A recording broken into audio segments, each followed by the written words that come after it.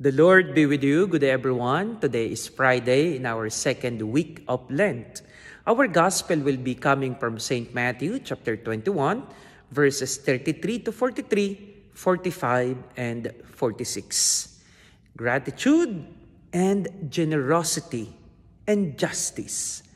These are the virtues of our gospel for today in the parable of the tenant. Gratitude for those people who have rendered goodness on us.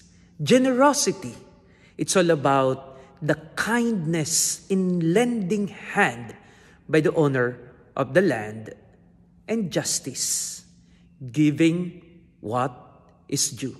In the parable, the father or the owner of the land was so generous.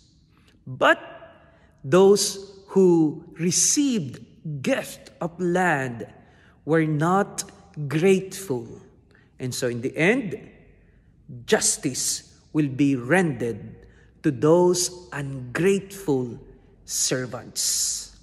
Today, my dear sisters and brothers, many of us lack these virtues because our world today is always look after survival, individual survival, to whatever extent, even if that would mean being unjust to those people who helped us, being ungrateful to those people who have been good to us, and not rendering what is due to those people whom we are supposed to give and render justice.